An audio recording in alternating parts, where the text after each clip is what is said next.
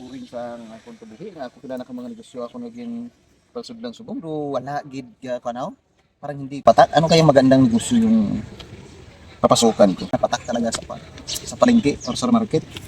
Ay salamat sa Panginoon, binigyan ako ng bagong buhay. So yung aking gagawin ngayon ay maghanap ng tao na mabigyan ng salita ng Panginoon.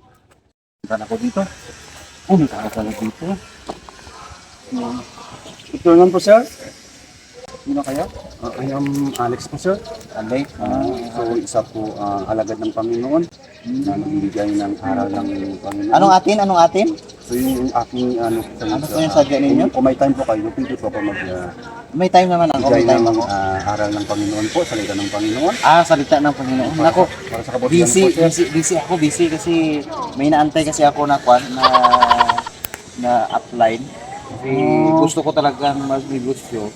Yung pera ko talaga gusto kong i-invest para lumaki. Kahit sagot lang sir. Pagdating sa Bible study, talaga baka dadating sa mamaya, maputol lang yung ating Bible study. Masayang lang. Kahit sagot lang sir. 5 minutes lang. Baka darating kasi yung pasensya na. Baka sunod ng araw, makabalik ka or makita tayo at hindi ako busy. Bible study tayo. Thank you po sir. Thank you po sa... Thank you. Thank you. So,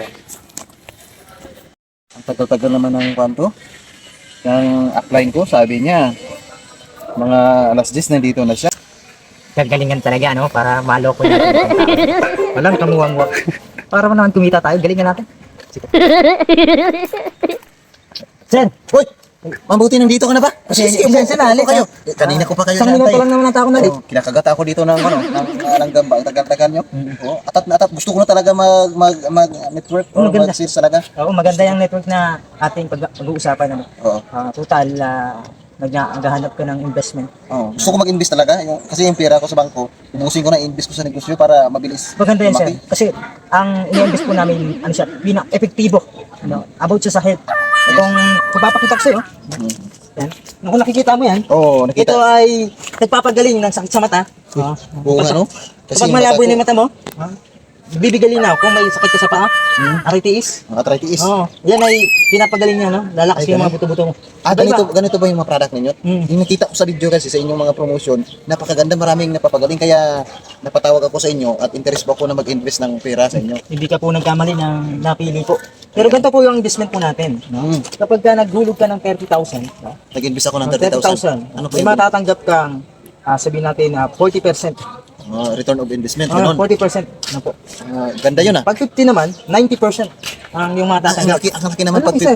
Parang Talagang, napakaganda yun ah. oo, Sige, hindi sige. ka lugi. Hindi talaga ako magdadalawang isip. Iubos ko na to lahat ng Ubos pera mo ko na, sa pag-invest. So paano maka-invest yun? Within 1 week babalik yung pera ko. Mapa sa akin. May cash ka ba dyan? O i-ano mo na sa... Yung kan ko, ibalik ko na agad, ibili ko na agad ng mga product para ipatak ko na sa aking O, sa market. ibili mo na sa product namin at i-ano mo sa market. Okay. So paano ba yan ang kitaan dyan sa totoo ba yun na kapag naka-hire ako ng another client ay may pupunta sa akin din? O, iba po yun. Tama po yun. Nakita nyo. Oo. O, kapag meron pang kayong Invite. na-invite na ibang client, meron pa po yung Papasok sa account ko. sa inyo po. Ay, maganda yun ah. Sige. Invest na talaga ako. O, so, dati po, ipirma nyo po ito. Pirmahan nyo po. Pirmahan ko na agad. Opo, pirmahan nyo po. Sige. Napakaganda na negosyo to, ano? Pirmahan niyo po. Ako po yung maasa na sana yayaman na talaga ako at dadami pa yung pera ko. Yan, para Thank you so much, i-deliver na lang po namin yung product. Ay, pa-deliver nyo na. Yung product. Sige, within 1 week, dapat nandito na sa Yes, akin, yes sa bahay. Okay? Thank you so much, ha? Parang wala po. Asan po yung ano? I-send ko na sa video mo or sa ini-account ko, bigyan nyo ako. Okay. Sige, chat na lang tayo, ha? Thank you. Sige, thank you. Pagpapalaan ka. Sir, hello. Choppy po. Hindi ko marinig yung boses ko. Puro choppy pag tinatawagan. Minsan di pa makikita. Ano naman ito? Hindi na mabalik ng pera ko.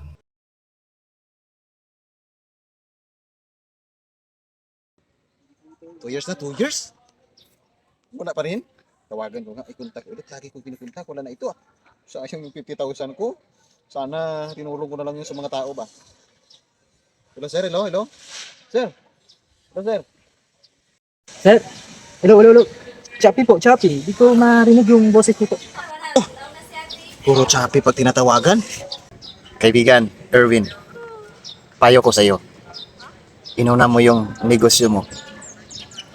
Kaya ayan tuloy, nabudol ka.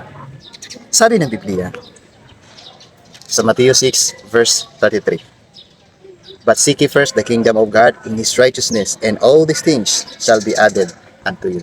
Kaibigan, walang mali kung magninegosyo ka, walang mali kung mag-aaral ka, walang mali kung mahalin mo ang iyong pamilya, kung sino man yan. Walang mali dun.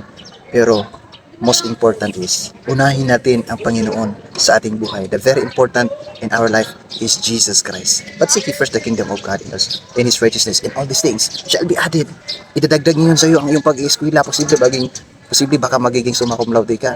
Posible magiging isa kang sikat or malaking negosyante sa buong mundo. Posible ikaw ay magkakaroon ng magandang relasyon sa iyong mahal sa buhay kapag unahin natin ang Panginoon. That's why the Bible reminding us today that we must put God first in everything in our life. And this is Aaron Bainosa signing off. Shalom.